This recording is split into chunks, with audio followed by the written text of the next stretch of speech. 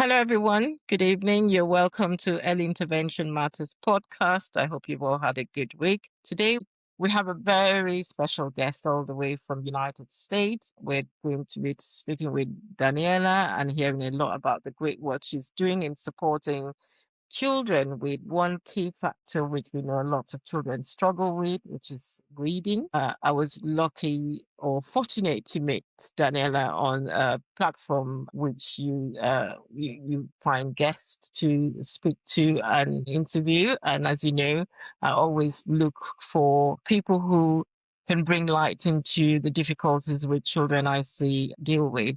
So I was really happy when I looked into Daniela's work and she just fitted all the tick boxes of, somebody who could really break down these challenges for families and shed more light and give more tips. So thank you so much, Daniela, for connecting with us. And if you could introduce yourself to our guests and tell us a bit more about yourself and your work.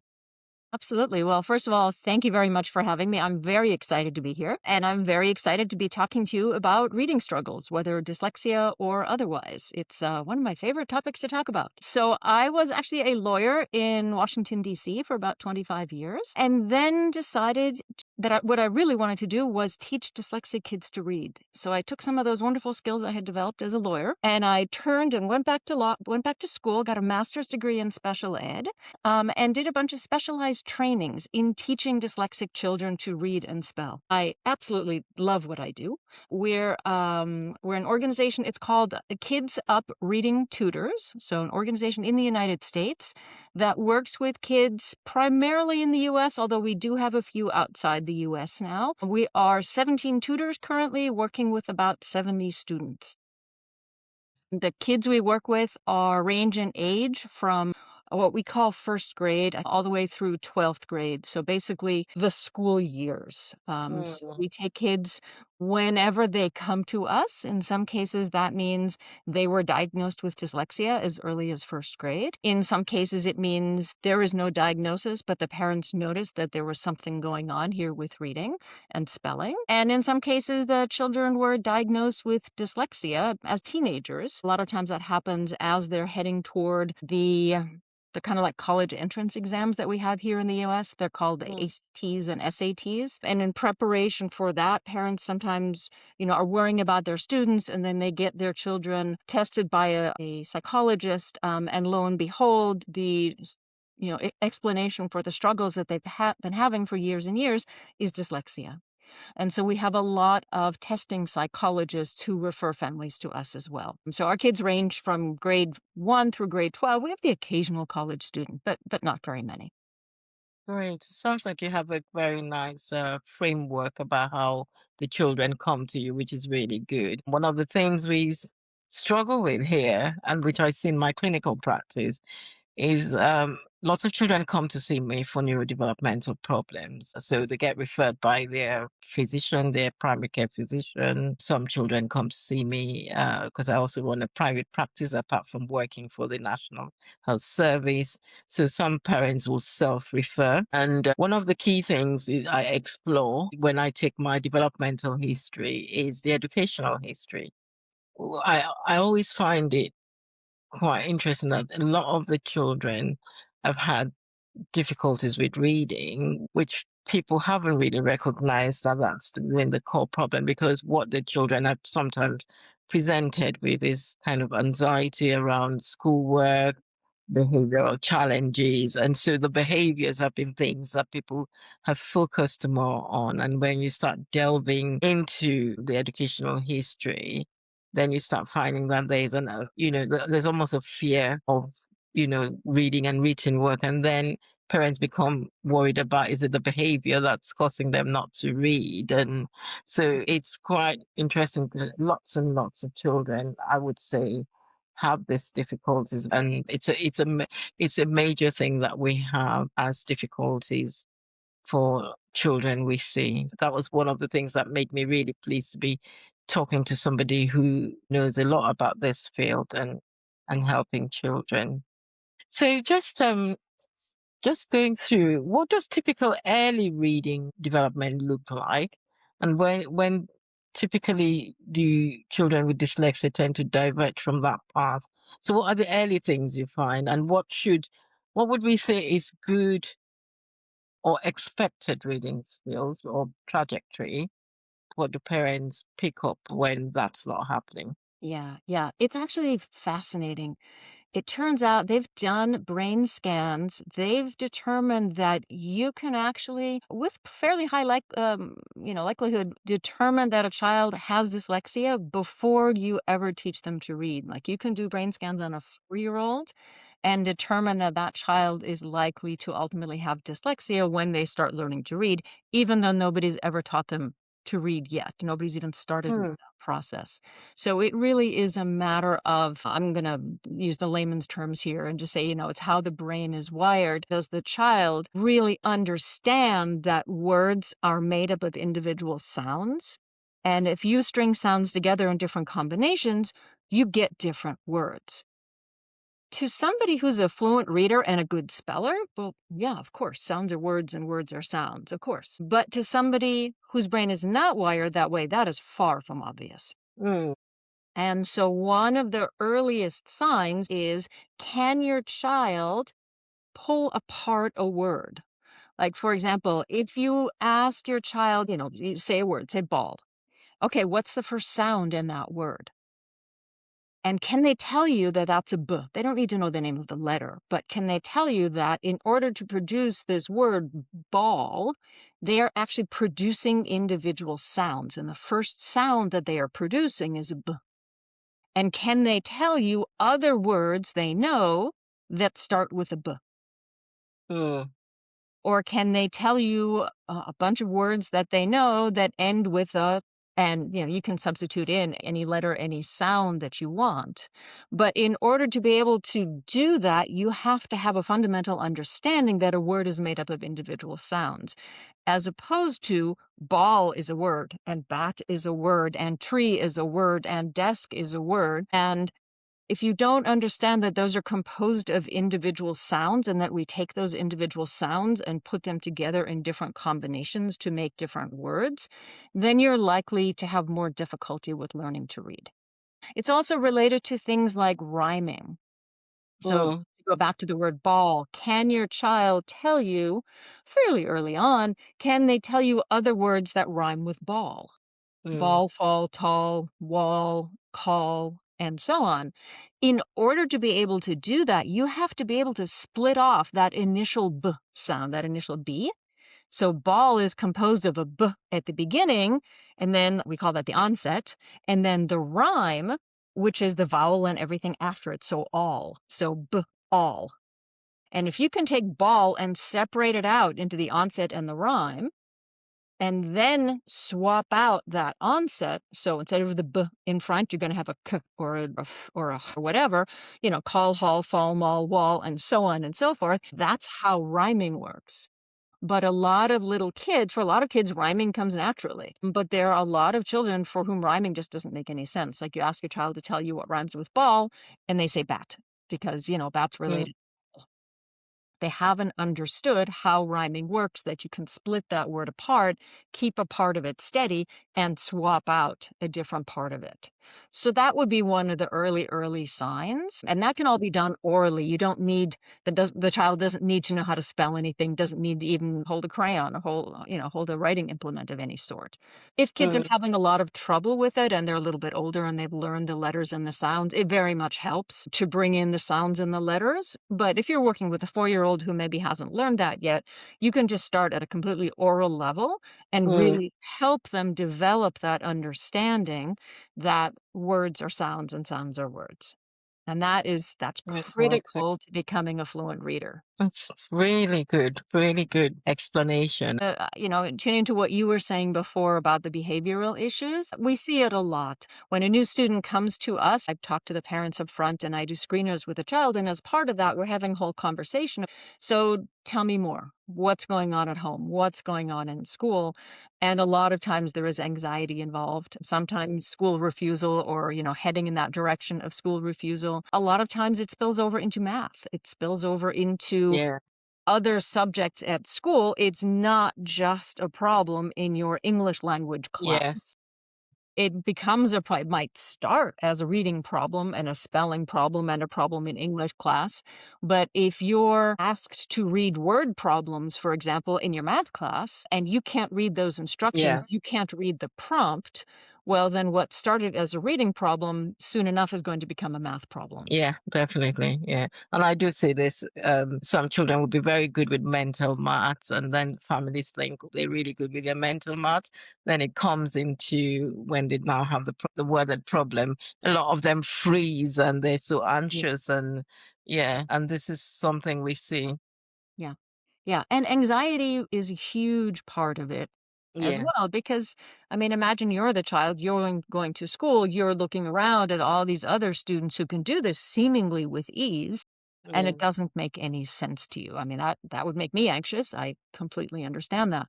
And part of the feedback that we get from families as we take students through our program and teach them to read and spell, one of the pieces of feedback we get from families is that, wow, the stress level, the anxiety level Yeah. in our house is coming way, way, way down. We're not Yeah. having these fights about doing homework after school anymore. I'm not having this discussion with my son about, no, you have to answer the teacher in a complete sentence. You can't just use one word. Yeah. So kids become more willing to write a complete sentence, actually write, all those wonderful creative thoughts that they have, Yeah. until they're fairly comfortable with spelling, they tend to be very resistant to writing down anything more than the absolute bare minimum because it's just so effortful to spell those words. Well, you know what? Forget the long words. I'm just going to use short words. And forget Yeah. those long sentences. I'm just going to use really short ones. I'm just going to do the absolute least amount of writing and spelling that I need to do in order to hand this assignment in. And all of that eases as kids become more confident with reading and spelling. And it's in English class, it's in math class, it's in social studies, science, like it's in everything. So it affects the child across the board at school, at home, just their general confidence levels improve dramatically when suddenly they, like, even before they're reading fluently, when they realize that I actually understand this now. I can learn this. Maybe I haven't learned it all yet, but I'm Mm-hmm. capable of learning it. And I think even just that realization is super, super powerful for kids. Mm-hmm. Especially if they've been struggling for years and years and years and always thought they were just, too stupid. I hear that a lot. "Oh, I was just too stupid to learn to read." No, no, no. And once they start to see that and start to see that it makes sense, and actually, you know what? Here is a finite number of skills that I need to learn, and then Yeah. I will, miles ahead of where I am right now. That anxiety, that stress level comes way, way, way down.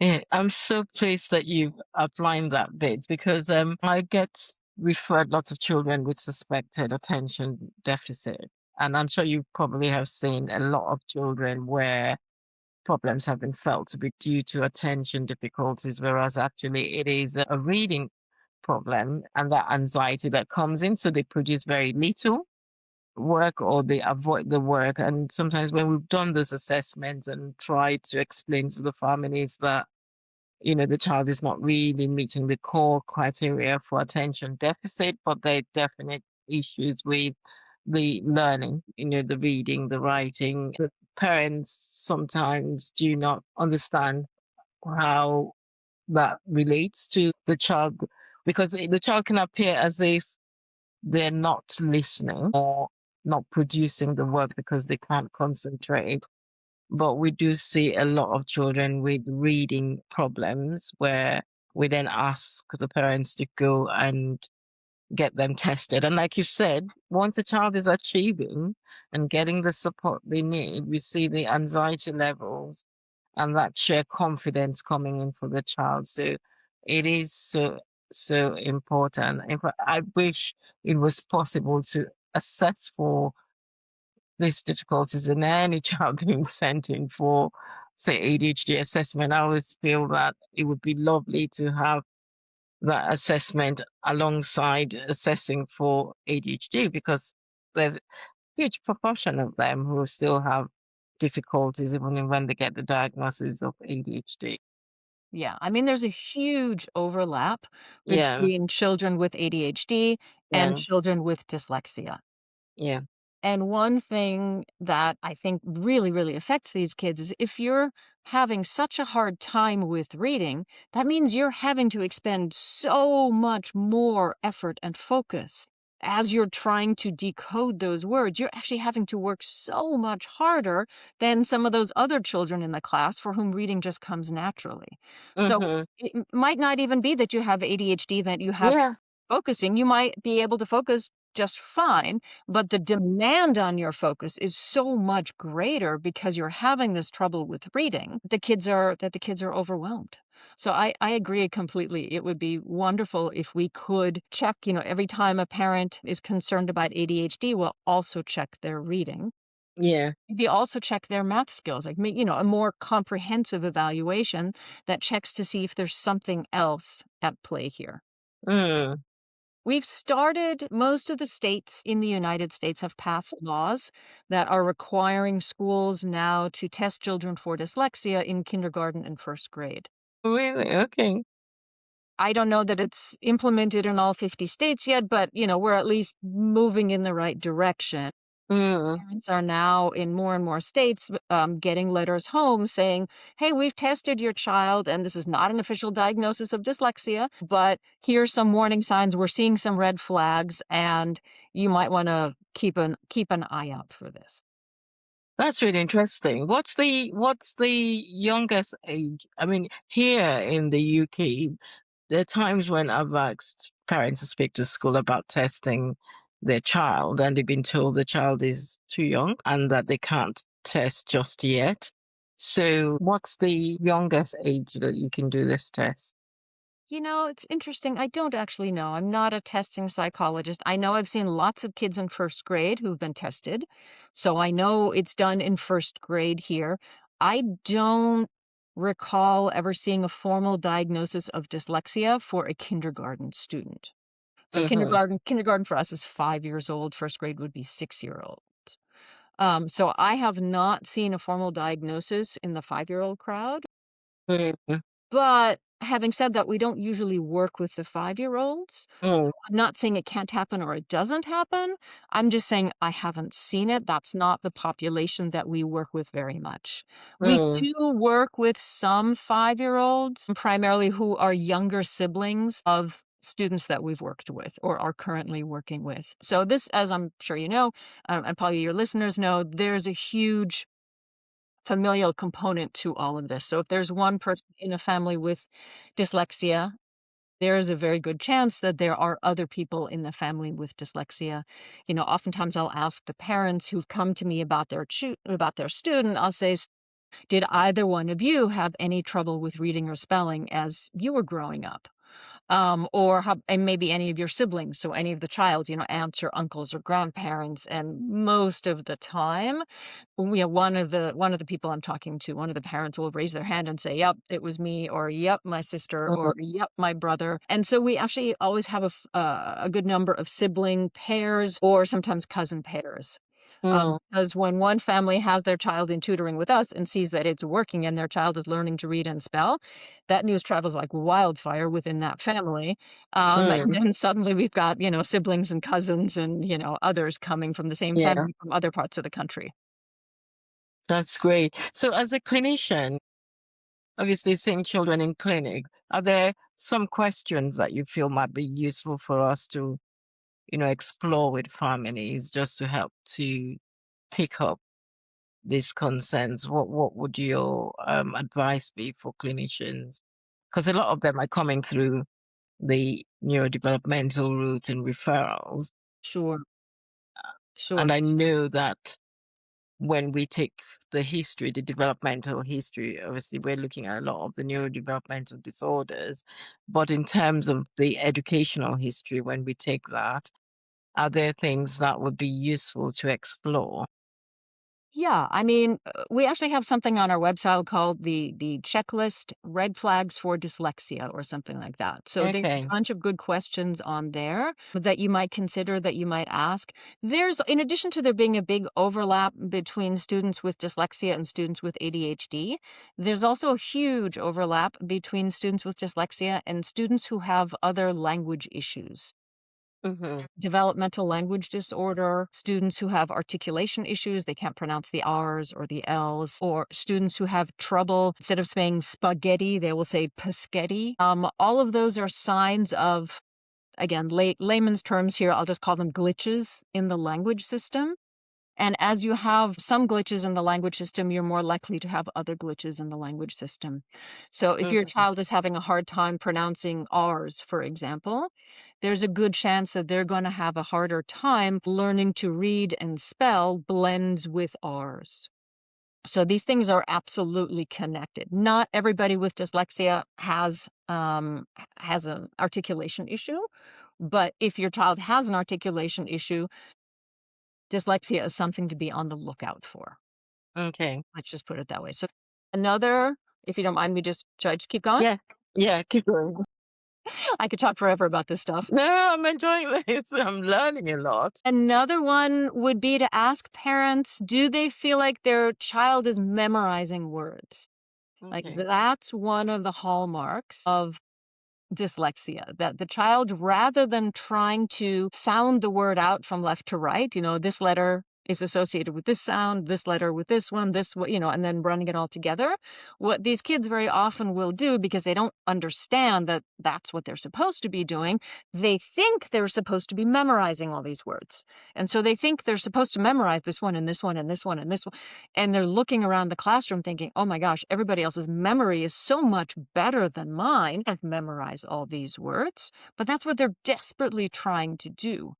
And so when parents are having conversations with their child and their child's talking about how hard it is to memorize words, that would be something to be on the lookout for. Or if the parents are reading with the child and they're reading the same word over and over and over again and are not remembering it from this sentence to the next sentence, it's like, yes, they sounded that word out, but it didn't stick. Not after the first time, not after the second time, not after the third time. Like, we keep having that same word and it's not sticking. And the child needs help with that same word over and over again. That would also be a sign that there's a glitch, that there's something going on. There's a process called orthographic mapping that happens, Mhm. which is, imagine you're driving down the street and you pass a big billboard, a big sign by the side of the road. You can't stop yourself from reading that. Whether you want to read that or not, whether you intend to read that or not, you see those letters in those combinations and you read it. It just happens within your brain, no effort required. And that's as the result of a process called orthographic mapping, which is basically that your brain is mapping the letters to the sounds and then the meaning of the word. And once your brain has understood how the system works and then has mapped the sounds and the letters and the meaning, it will stick to your brain and you won't have to sound it out anymore. Mm. Once you've got it, you got it. And if a child is just not getting, it's not sticking, then that orthographic mapping process probably isn't working very well. And then you need to figure out why. Some kids just need more repetition than others. There might not be any glitch in the system at all. This is just a child who needs 10 repetitions as opposed to another child who needs one or two or three or four. But there might actually be a glitch in the system and that the orthographic mapping isn't working because they don't really understand how the system works, for example, because they have poor phonological skills, is the terminology we would use. That's usually Yeah. what it is for the little kids. Okay. And for our audience, do you want to explain a bit more about the phonological skills? What does that mean? Sure, absolutely. So, phonological skills are really about, I'm going to say how your brain is wired, but it's really about, do you understand how our reading and writing system works? Do you understand that words are made up of individual sounds? And that if you string sounds together in different combinations, you get different words. If you don't understand that, if your brain isn't wired that way, it's very, very difficult to learn all the phonics patterns that you need to learn in order to become a fluent reader in English. The good news is this can be trained. It's not that, you were born with this brain and, you're stuck with it and there's nothing you can do. If you think of the brain more like a muscle, you can strengthen areas of your brain. You can work on building connections between one part of your brain and another part of your brain. And you can do that in this phonological arena. So there are exercises that you can do to help your child improve, or to help build your child's phonological skills. And it starts with early exercises of, can you take a compound word? So a word like baseball. Can your child take a word like baseball and pull it apart into its two individual components and then remove one of those? So you might say to your child, okay, say baseball. Now say baseball, but don't say base. And then what's left? And if your child, is 5 or older and you say baseball, but don't say base, and they just give you the big brown eyes and they have no idea what you're talking about, I would say that's a red flag. Yeah. And it starts with compound words. You also then, if they can do it with compound words, no problem. You might try it with a 2-syllable word. Say silver. Now say silver, but don't say sill. Mm. If they can do that easily with a 2-syllable word, then try it with a 3-syllable word. Say Okay. umbrella. Now say umbrella, but don't say Yeah. And then, you also want them to be able, I keep giving examples where you're removing the first syllable, but you also want them Yeah. to be able to remove the last syllable in the word as well. And then we get to the onset rhyme, which we were talking about before, like say ball, but don't say b. They should be able to tell you all. Mm. Or say ball, but instead of all, say at. Because then they're having to separate the ball into b and all, and then remove the all and substitute in the at. So they're learning that a word can be pulled apart into smaller and smaller pieces. First, we do it at the syllable level, and then we start breaking a syllable down into smaller and smaller pieces. And then we start removing individual sounds or adding individual sounds or substituting sounds, and then blending it all back together again. And there are a couple great programs here in the US that people like me use to help kids learn these phonological skills. Okay. I don't know how widely these are used in the UK, or if you guys have different programs that you use in the UK to teach kids phonological skills. I'm not really sure. Okay. I probably would. It would be the specialist teachers and the dyslexic specialists that would Yeah, probably I would know know what programs are being what used in the programs they UK right now. use. Yeah. Yeah, yeah, Because yeah. for us, we refer the children, or we ask the way children get assessed at schools here is in the National Health Service. We can't refer directly to the tester, to the psychologist. So we have to ask parents to request that from school directly. But if we were seeing them independently, we can signpost them directly to an educational psychologist who can then do the testing Okay. and be able to do that. Thank you so much for clarifying that, because I think this is sometimes parents get these reports and they're told, oh, your child's got some phonological problems, and some parents are at a loss as to what that means. So they don't really understand the details of what that means. So I think it's really helpful to have you explain that to parents and to see how they can practice in building that for the child. Yeah, and that's actually a wonderful thing to reinforce for parents, that they can help their child develop stronger phonological skills. Yeah. I think it's difficult, at least here in the US, I think it's difficult for most parents to teach their children the phonics skills that kids need to learn, because most adults here in the US don't know all of these different phonics patterns. They didn't learn them themselves, or maybe they learned them so long ago they don't remember them. So I think it would be a tall order to ask a typical parent here in the US to help their child learn the different phonics patterns that you need in English in order to be a good reader and speller. But parents can absolutely help their child develop stronger phonological skills. Mm. So there are, like I said, there are a couple of good phonological programs here in the US. I'm sure you have some good ones in the UK as well. It's basically, the one I'm thinking of right now, it's a book, and you can go buy the book, and it tells you the first half of the book is why, but you don't even have to read that if you don't want to. You can start doing those exercises with your student, and that will help them tremendously. Yeah. I think just hearing that there are things that families can do, Absolutely. it's just a relief because parents sometimes are at a loss about how do I help my child? And I think that's just great that parents can begin to do these practices using everyday things and everyday activities to begin to build that phonological processes with the child. Yeah. Do parents sometimes get worried about their child being labeled or having a level of dyslexia? Do you find parents who are worried about that or Absolutely. Absolutely. Yeah. And we have some parents who come to us and have not had their child tested for dyslexia. And Mm, the first or second sentence out of their mouth is, "My child does not have dyslexia." And then they proceed to describe a bunch of traits that are very often associated with kids who have dyslexia. But you know what? It doesn't matter.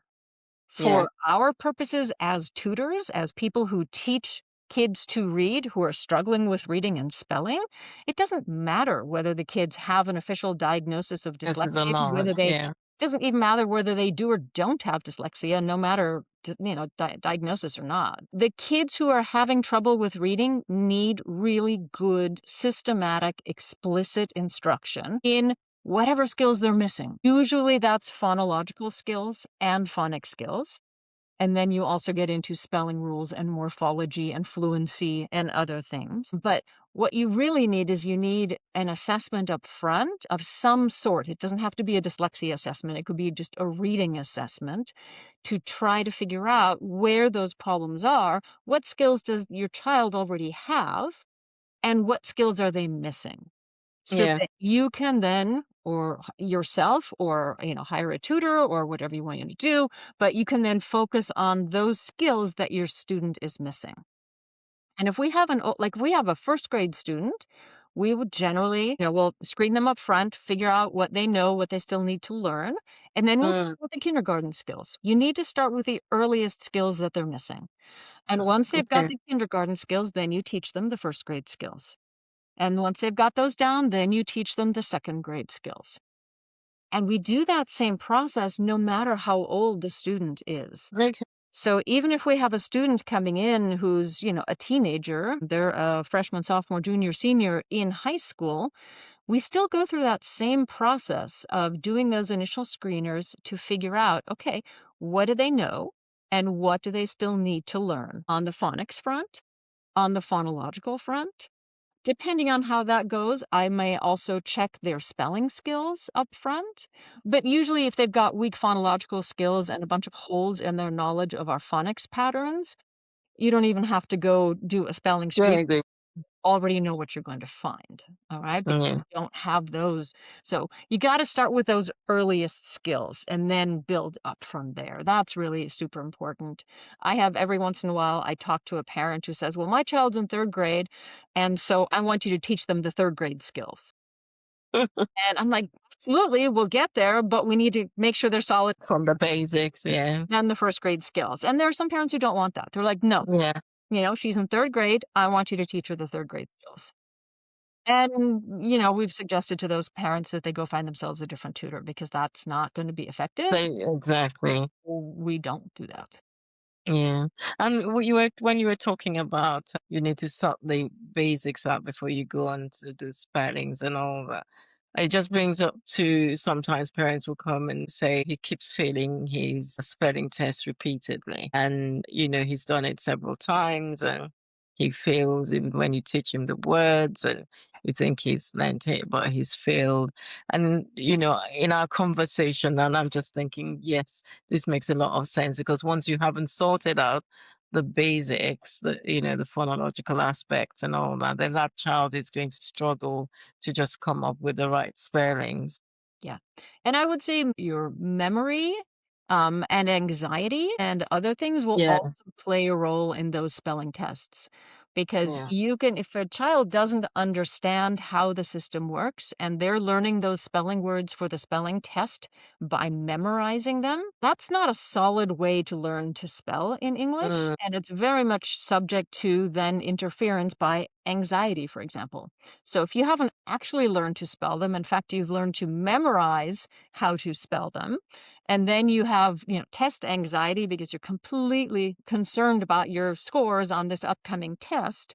That's going to impact your memory. And that's so, even though it looks like the night before she knew them all, but then on the test, suddenly she didn't know them anymore.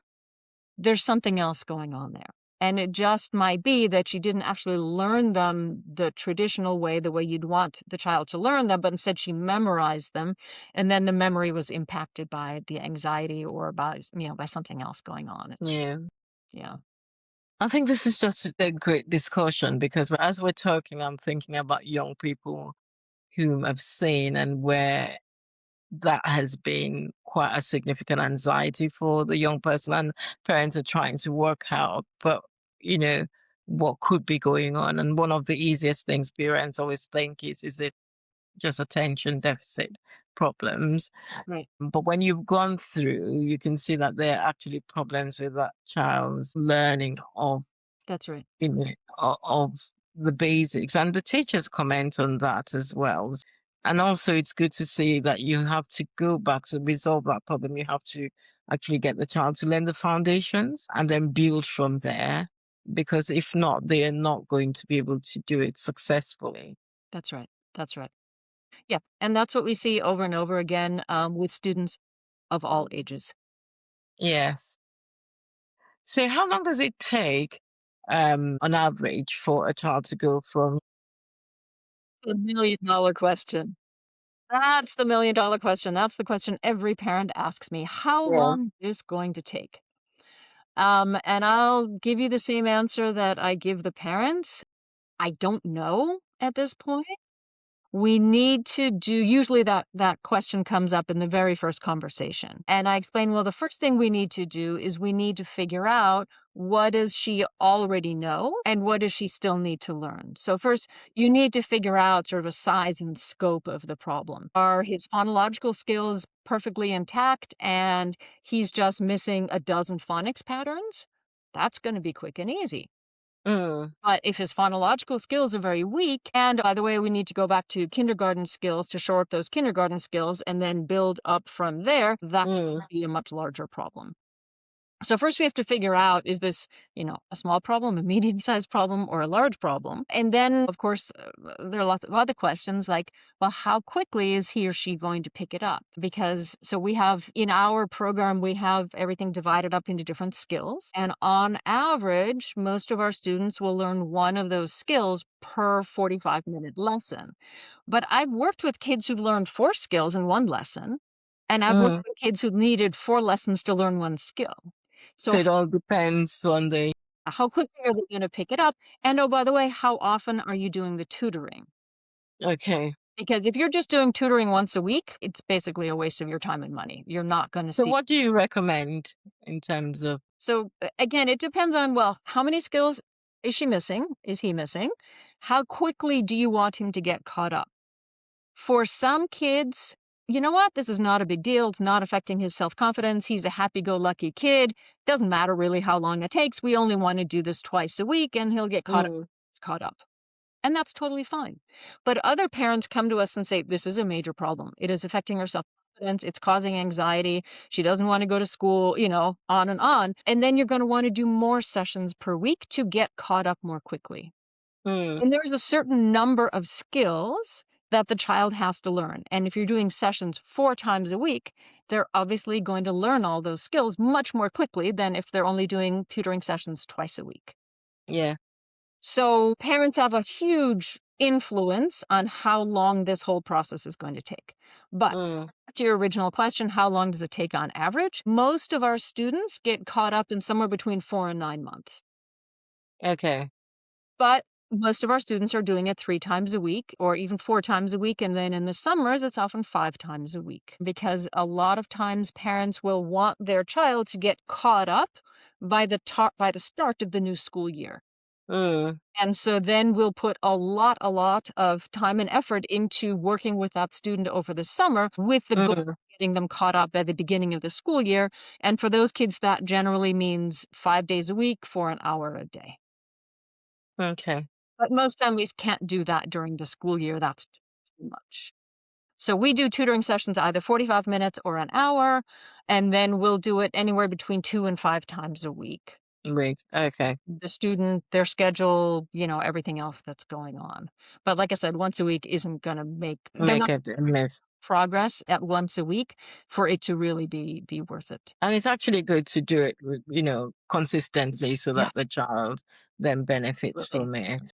Yeah, and if you're doing 2 or 3 sessions, it's good if you can spread them out during the week, because if Okay. you're doing sessions, Mondays and Tuesdays, let's say, then the student has to remember all of the material from Tuesday to the following Monday. So Mm, it's better if you can do the sessions, Tuesdays and Fridays or Mondays and Thursdays or something like that and try to spread it out more so that they're not having to remember the material from one session to the next. So that it's easier for them to remember the material from one session to the next so that we have to do less, repetition and reinforcement repetition. in the tutoring sessions and can spend more time focusing on new material as opposed to reviewing material we've already worked through. Okay. And are there types of assistive technology in these technology days? Mhm. Lots of people look for tech audiobooks and the Sure, text to yeah. speech. Are there? Audiobooks are a wonderful, wonderful thing. Audiobooks, if you're having your child listen to an audiobook, they're getting Yeah. almost all of the benefits of reading. They're learning about our language, they're learning about our grammar, they're learning about our sentence structure, they're learning Mm, vocabulary, they're learning about the world around them. They mm, have, things that they can talk to their friends about. Audiobooks are a wonderful, wonderful thing, and we encourage all of our families to have their students listening to audiobooks while they're in tutoring with us to also work on those decoding skills so that the child can learn to read it with their eyes instead of reading with your ears. But for children who are not yet at a place where they can read with their eyes the kind of material that is age and grade level appropriate, absolutely, audiobooks are awesome. Even for kids who can, do the eye reading as opposed to the ear reading, audiobooks are still a wonderful, wonderful thing. So everybody should be listening to audiobooks. I think that given. In terms of other technology, I keep waiting. I keep thinking that there's going to be one of these days I'm going to wake up and there's going to be some awesome software out there to teach dyslexic kids to read. And I've looked at lots of different software and I haven't found anything great yet, mm, but it's happening. It's going to happen. It will exist at some point. It just mm. doesn't yet exist that I know of. Maybe it's out there and I just haven't seen it yet. That's totally possible. But because there are millions, millions and millions and millions of kids who need this kind of help. And there's only a small Yeah. fraction of them who can do tutoring with a group like ours. Yeah. And so we need something for everyone to benefit from who needs help with reading and spelling. We need something better than just one-on-one tutoring. That is the gold standard. That is the best thing you can do for your child right now. But hopefully someday there will be technology for families that can't make that happen in situations where Yeah. that just can't happen for one of many, many reasons. Yeah. I mean, there is software out there, text to speech and speech to text. So you can Yeah. dictate and it will write for you. Or, you can go to a website and you can have the technology read that to. But I think those things are just sort of patches over. They're sort of patching over the problem, and I think kids still need to be able to read To with read. their eyes independently. So those things will help, but I do still think that people should be trying to make sure that all kids learn to do this on their own without the help of the technology. I think it's good because just getting those basics, isn't it, is it those basic skills, and you find that once children identify that, they're generally usually happy. It's almost like a new world for Yeah. them. They Yeah, want to explore, they want to be part of it. It's a way of building social skills as absolutely. well. Some of the best emails I get are from parents who say, "Oh my gosh, look what you've done. My son is now walking around the house and walking outside of the house with a book in front of him, reading a book. He's having so much fun, and now Mm. he's, in danger of hurting himself." Or the emails from the mom who's like, I caught her reading under the covers with a flashlight last night for the first It time." must be so rewarding, isn't Yay! it? Yeah. And then the mom has to pretend to be upset because she caught her child reading when she was supposed to. And in the meantime, When she's that's sending what me she's these been emails. waiting for all the while. Yeah. Yeah. Yeah. So it's transformative. This Yeah, kind of tutoring and going from not being able to read and spell to being able to read and spell is absolutely it is. transformative. Yeah. And the well-being of the child as well. Absolutely. The younger Great. kids, the first and second graders, they don't even always notice what's going on. If you ask them a few months into the have you learned a lot? Do you feel like, well, say, no, no, no, no, I knew all this stuff all along. It's all easy, all good. Mm. But the older students, the ones who in the US are in high school, those are the ones who've been struggling for years and years and years. When they do this tutoring and they are now learning to become good readers and spellers, they will go to their parents. And they go to their parents and say, "This is life changing." Yeah. And the parents will then turn around and email us and say, "You wouldn't believe what my son just said to me." I mean, we get the most amazing emails. We get That's the just most that's just amazing. wonderful. Yeah, yeah, it really And I is. think one key thing that you have mentioned, especially for those who are in the older years and haven't had this success before, and this is for our audience, that it is important that that child goes back and learns the basics from the beginning, Yeah, because it's better they get that grounding rather than, people trying to look at the shortcut yeah, way of doing it. yeah. It's so important. Yeah, and then I would say the other really important message for parents of older students is that it's never too late. It is never too late. Yes, it would be great if your child had overcome these difficulties in first grade or in second grade, but that's okay. They might be Yeah. in 10th or 11th or in 12th grade now. They can still learn to become fluent readers and good spellers.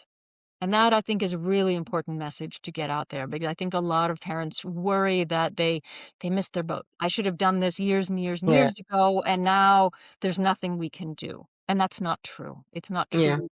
There's absolutely still so much you can do. Fantastic. That's a great message of hope. And if you could change one thing about how we teach reading in the early years, I think you've mentioned it along the way, but for families listening to this where they've got very young children and just beginning, what is one message that you would want to give to them? I don't know how things are working in the UK, but in the US, the schools and families are not focusing enough on phonological skills. It is really important for kids to develop those phonological skills, and there are easy ways to do it. If you've got a 3-year-old, a 4-year-old, be reading nursery rhymes with them. Nursery rhymes or anything that has that kind of rhyming. So in the US, we have Mother Goose nursery rhymes. I'm not sure if that's a thing in the UK. We have Dr. Seuss books Yeah, that that's also have a lot of rhyming. Those things are awesome for helping kids develop those phonological skills. So if you've got a little one who wants to read the same Dr. Seuss book over and over and over again, do it. Absolutely do it. It's a wonderful, wonderful thing. It's helping them develop their phonological skills. I'm sure lots of parents will be saying, so I have to keep listening to that Dr. Seuss book again. Great. And as we end, it would be good to hear more about your tutoring service, Kids Up Reading Tutors. Can you talk about a bit more about it for our audience Sure. and those who want to connect with you, for families out there who have listened to this and would really want to connect with you? How do you support children and how can they connect with you? Yeah, yeah. So the easiest way to learn more about what we do and to connect with us is to go to our website, and it's kidsupreadingtutors.com. And there's a button on there. There are lots of buttons on there that say book a call or schedule a call. And if you click on that button, you will end up on my calendar, and you can make an appointment and we can talk about your student. And so basically, like I said before, what we do as part of the intake process is we talk to the family, and then we'll do assessments on the student to try to figure out what's going on. And then we will, assuming that we think we're a good match and can help the student, then we'll match the student with one of our tutors. And they then do tutoring 2, 3, 4, 5 times a week, depending on the results of the screeners and the conversation with the family, and all that.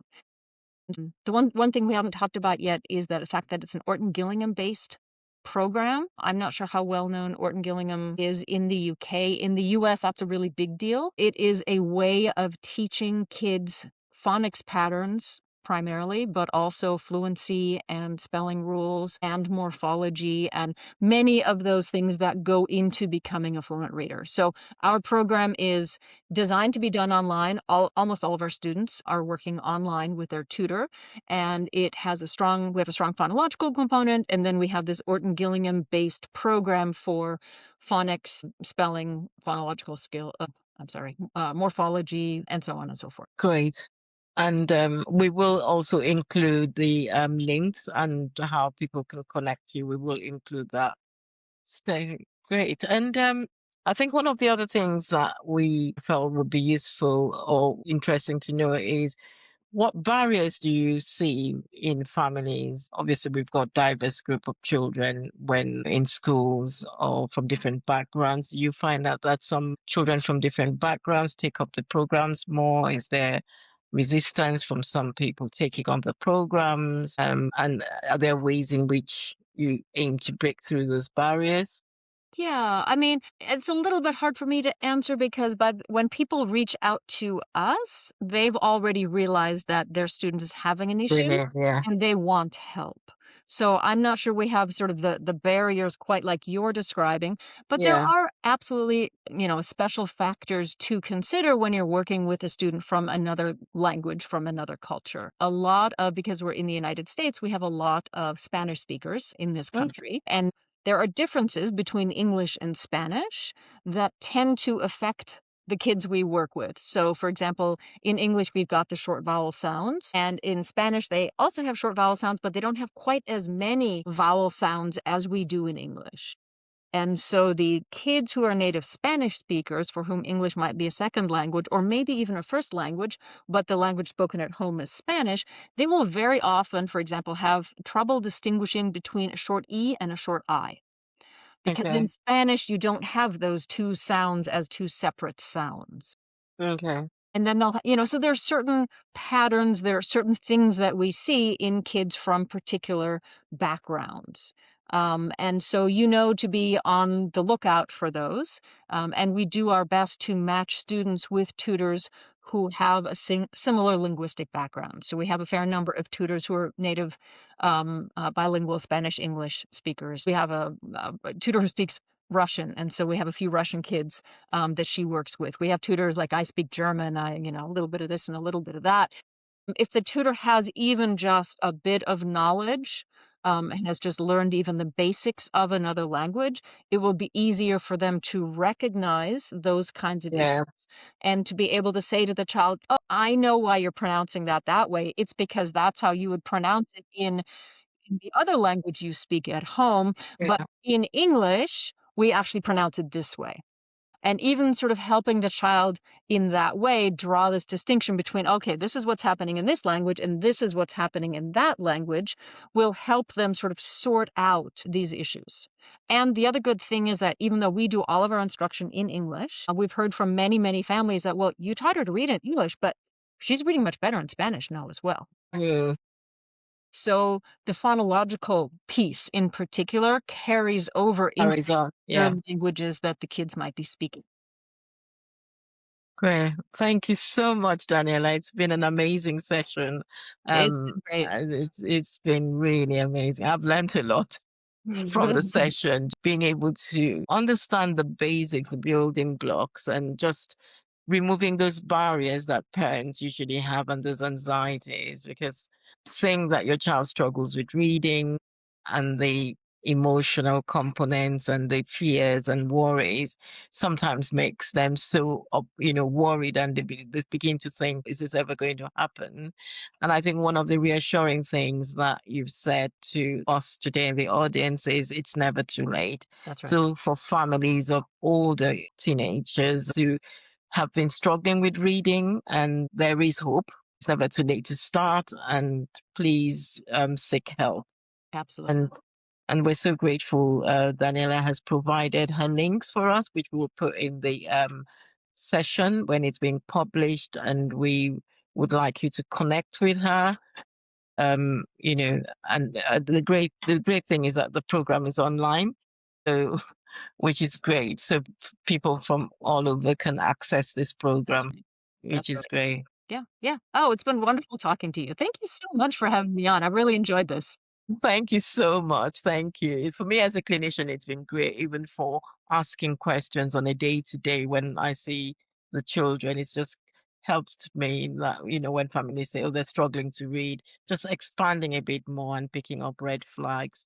And so we do have lots of clinicians, pediatricians who listen to this podcast as well. I'm sure they will benefit from it as well. So thank you so much for sharing your knowledge and your experience with us today. Thank you. I really enjoyed it. Thank you. Thank you for Thank having me on the show. thank you.